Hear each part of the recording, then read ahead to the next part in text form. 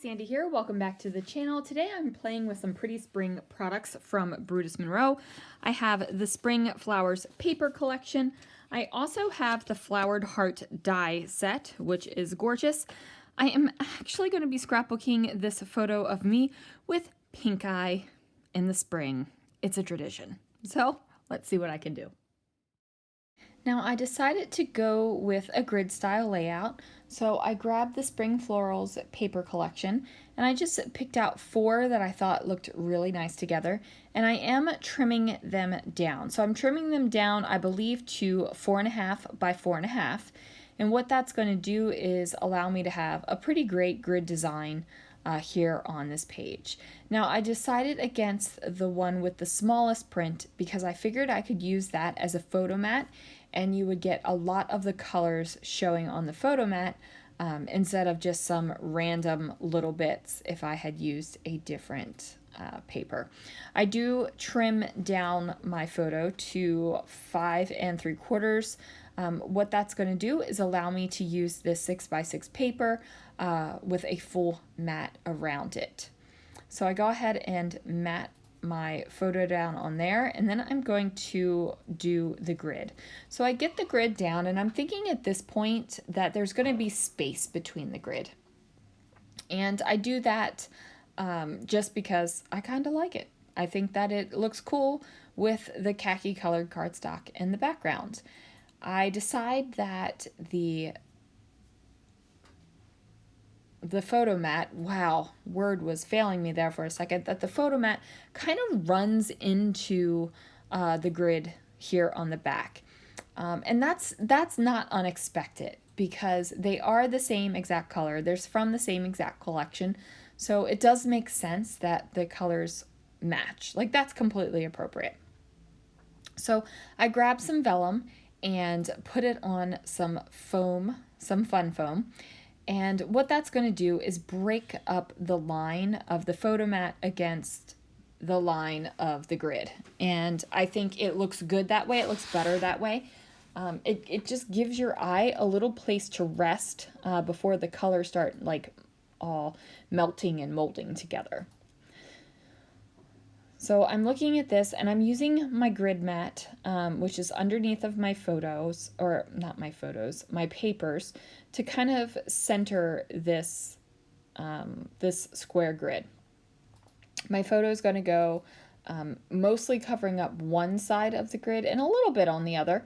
I think that that just looks the best if you're kind of going with a center patterned paper layout.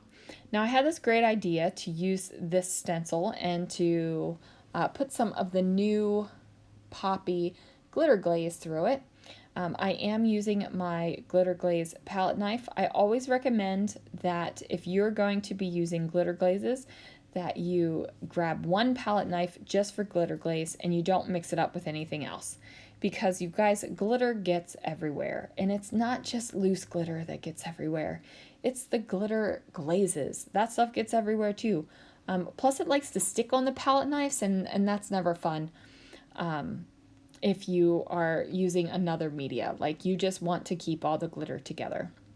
Now, I really like how the stenciling bit came out on this square, but my squares were too big. Now, I don't know why I didn't just trim them down. That would have made a whole bunch of sense.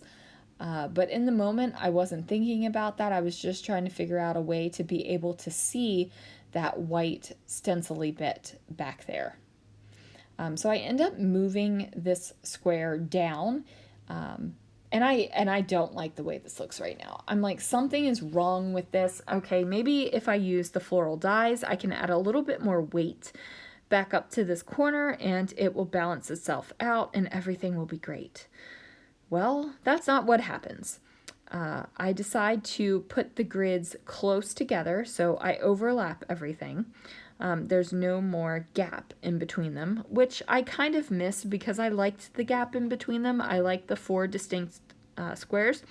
I thought that that was a striking design element. However, that just didn't work out. So I'm going with plan B, which is squishing them all together. And that works too. You still have the whole grid effect going on here. And now I'm going to die cut some florals. So I do try a couple of scraps of paper that I have, just, you know, chilling out in my stash. And then the one that I tried had too big of a pattern on it. So these are kind of delicate little dies. And if you're going to use a paper that has a pattern on it, you're going to want to use something that has a teeny pattern on it. You want it to be something that reads as a solid. So I'm just going to kind of bounce these flowers along the join line at the grids. And it's going to just be a line all the way across the page.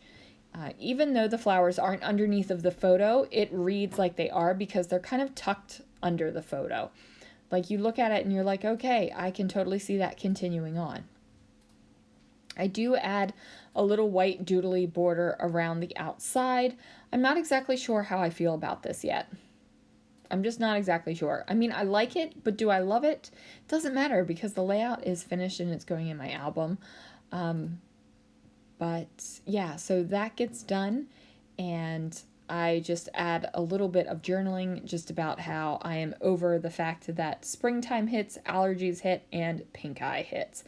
Because believe you me, guys, that is such a pain in the tuchus. Such a pain. All right, now the pin is capped, and I do believe that is going to finish it for this video. I don't think I added anything else. It is kind of a flat layout, but I am okay with that. I'm okay with flat layouts every once in a while. Oh, shoot. Duh. I forgot about the title. So I do know that I want to reference the fact that this is pink eye, and it's not just me like crying, smiling through the tears. It's not that whatsoever.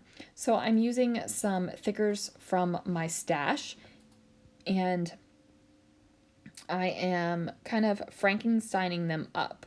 So I take an M and cut that down into an N, and then I take a J and cut that down to an I.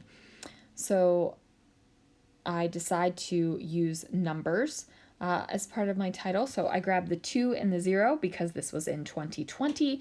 And then I grabbed the little apostrophe here because it's in like 20 instead of 2020.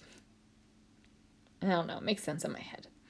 So I grab some tile letter stickers, and then I'm just going to place these down as well. So now it says the pink of 2020. And I know I could have written the pink eye, but you know what? I kind of like this, the pink of 2020. Yeah, I like it. I am not stressing about it. It makes me happy. I've documented something that happened to me in the springtime last year, and there we go. So that is it. You guys, just look at that beautiful glitter glaze. It's gorgeous. There it is. Thank you so much for watching, and I will see you again real soon for another video.